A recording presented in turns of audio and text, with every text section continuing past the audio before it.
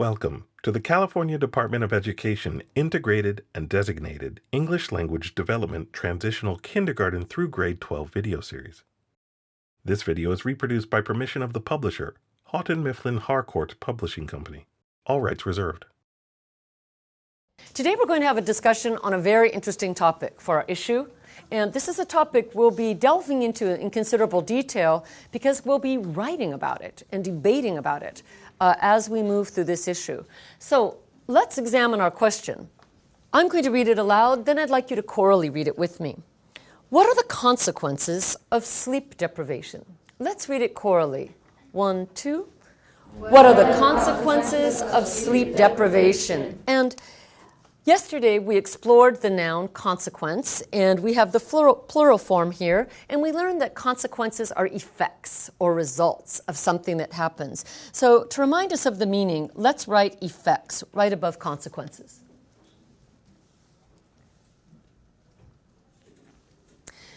So in this discussion, we need to give serious thought to the consequences or results of sleep deprivation, not getting enough sleep, not just one night, but multiple nights throughout a school week. So in our academic discussion, we're going to begin with just brainstorming ideas.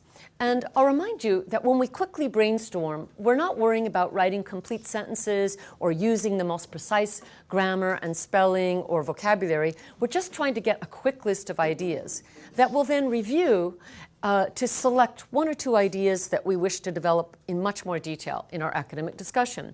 So we're going to let our minds just go freely. And as I look at our table, I see that we have two different topics that we need to brainstorm on. And one type of consequence is a physical consequence. And the other category of consequences are mental consequences. So when I think about physical consequences or consequences, things that happen to my body, a number of ideas come to mind. And the first is just getting out of shape, not being at all fit. But another consequence is getting sick a lot. And one idea that comes to mind for me is getting sick a lot. And a third is when I think of the teens that I work with regularly, teens who are under a lot of stress, one consequence is either losing or gaining weight. Now I'm going to move over to the mental consequences. What happens to your mind? What happens to your emotions and your behavior? And one definite consequence is that students tend to have much less interest in friends. They don't feel like socializing, hanging out with people. They just feel like staying home. And another consequence is that I've observed as a teacher is that they have trouble paying attention. In class, I see they're not making eye contact with me. They're putting their head on the desk. They seem to be falling asleep. So just trouble paying attention. And a third very serious consequence, a mental consequence, is I see students that were really interested in extracurricular activities like sports or taking salsa dancing or being in a particular club, don't seem very interested.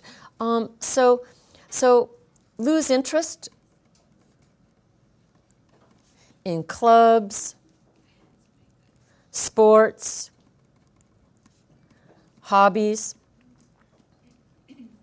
These are some physical and mental consequences that come to mind immediately for me witnessing the effects of sleep loss on teens.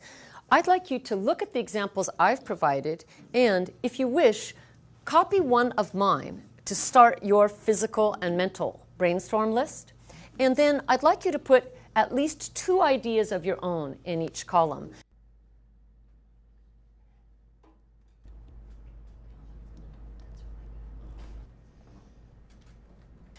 Thank you for brainstorming such a productive list of ideas. So right now, I'm going to ask you to review your list, to review both lists, and to select one choice from each, because we're going to write a sentence about both physical and mental consequences. And as I examine my list, I think I'd like to develop this idea of getting sick a lot, and I think I'd like to develop this idea of losing interest in clubs and hobbies, and sports. So you review your list and select the mental and physical consequence that you wish to develop in our academic discussion. And please put a check next to your favorite idea. All right, students, you've just had an opportunity to interact with your partner and hear his or her perspective. Now, I'd like you to move to our note-taken column, and where it says classmate's name, record your partner's name, and then put your partner's idea just in a brief phrase, in brief notes. So as an illustration, I've written Selena's name and just the gist of her idea that one physical consequence is looking pale and sickly. So write the consequence in just a brief phrase right here where it says ideas. As you listen to her idea, I'd like you to be considering, do I agree with this idea or we disagree? Let's pretend that I called on Chris next. Then if your idea is a lot like Selena's, then you can say, I agree with Selena's idea. Let's all say that. I agree with Selena's idea. Often we do need to disagree with someone, but we want to do it in a polite way. So one very polite way to do that is to say, I don't quite agree with Dr. Kinsella's idea. I don't quite agree with my manager's idea, all right? Or I don't quite agree with Marcus's idea. So let's say that you don't quite agree with Marcus. What are you going to say to make it polite? Everyone? No. I don't quite agree with Marcus's idea. All right, thank you. Selena, if you could right now then, in your eloquent public voice, and please share your perspective. One physical consequence of sleep deprivation for adolescents is having headaches constantly and always looking fatigued. Right, having headaches constantly and always looking fatigued. I appreciated several things about her response. First, she used very precise words, constantly and fatigued. And she talked about that they have headaches constantly, and then she even elaborated on that result. Thank you for that very fine response. So let's all record having headaches constantly as a physical response. And Selena, could you kindly assist me in selecting a classmate? We'll do popcorn selection, and I'll remind you that with popcorn, we don't just say the person's name. You can say Sylvester, I select Sylvester, or I choose Sylvester. Thank you, Selena. I select Myra. One physical impact of sleep deprivation for adolescents is feeling very lethargic and being bipolar. All right, so feeling lethargic and being bipolar. And I do want to point out that bipolar is a serious condition. You don't just get tired and all of a sudden become bipolar.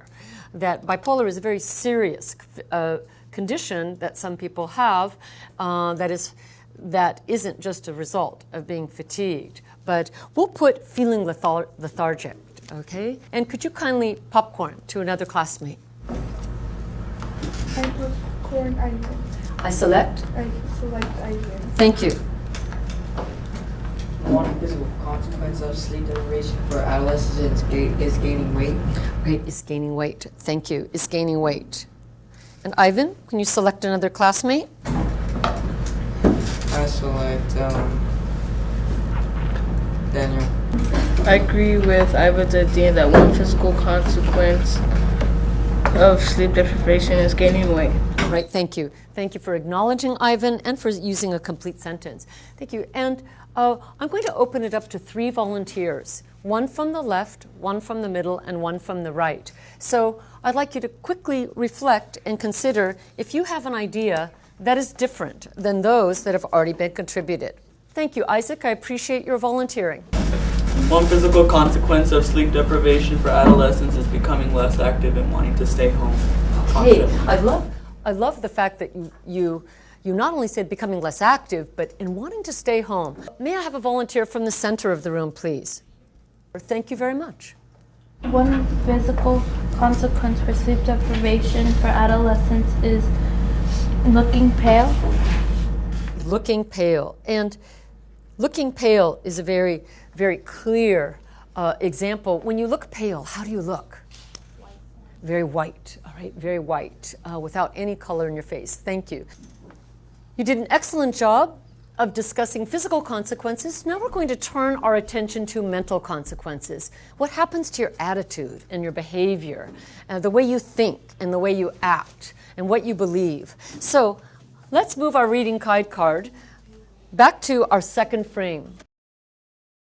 Now, you're going to have an opportunity to discuss your perspective with your partner, but we're going to be using two different sets of language for academic interaction in this particular exchange of ideas.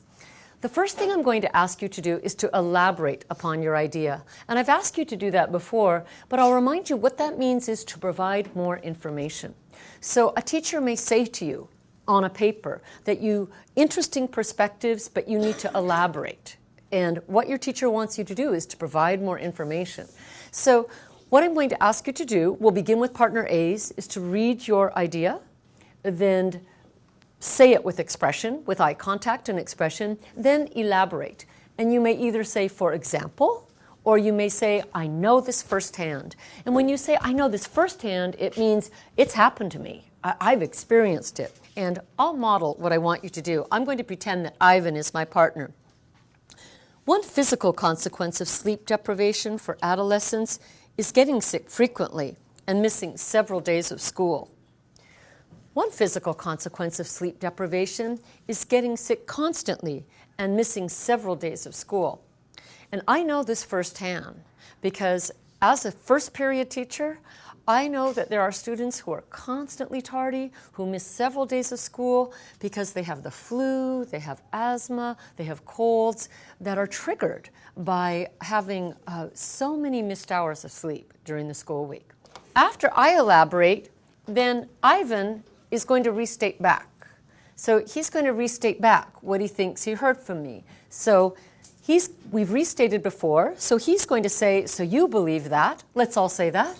So you believe that. And he'll repeat, so he might say, so you believe that. One physical consequence is just getting sick a lot, like with the flu or asthma, and missing school. And in that case, what would I say? If he's got it right, what do I say? Yes, that's correct. But if he doesn't, to say politely back to a manager at work, to a teacher, you don't say no and look rude. So we can say, no, not exactly. What I stated was. And we've said before what I said was or what I meant was, but today we're going to use a new verb, stated.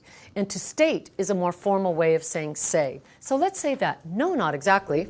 No, not exactly. What I stated was. What I stated was. I would like partner A to speak first and elaborate. And then partner B is going to restate partner A's idea. All right? And then you're going to switch roles, and partner B will go first. All right, my partner A's, where are my partner A's? Partner A's, please turn around, make eye contact with partner B, and read your response.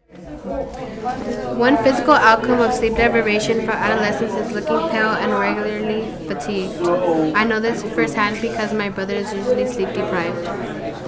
Okay, so what you're saying is that one physical consequence of sleep deprivation, one physical outcome of sleep deprivation for adolescent is pale and fatigued because you know this firsthand because your brother is sleep deprived? Yes, that's correct.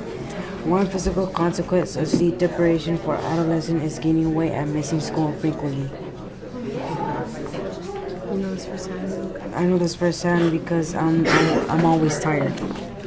So what you're saying is that one physical consequence of sleep deprivation for adolescents is gaining weight and regularly missing school. And you know this firsthand because you're usually the person who does it? Yes, that's correct. All right, students, you've just had an opportunity to interact with your partner and hear his or her perspective. Now, I'd like you to move to our note-taken column, and where it says classmate's name, record your partner's name, and then put your partner's idea just in a brief phrase, in brief notes. So as an illustration, I've written Selena's name and just the gist of her idea that one physical consequence is looking pale and sickly. So write the consequence in just a brief phrase right here where it says ideas.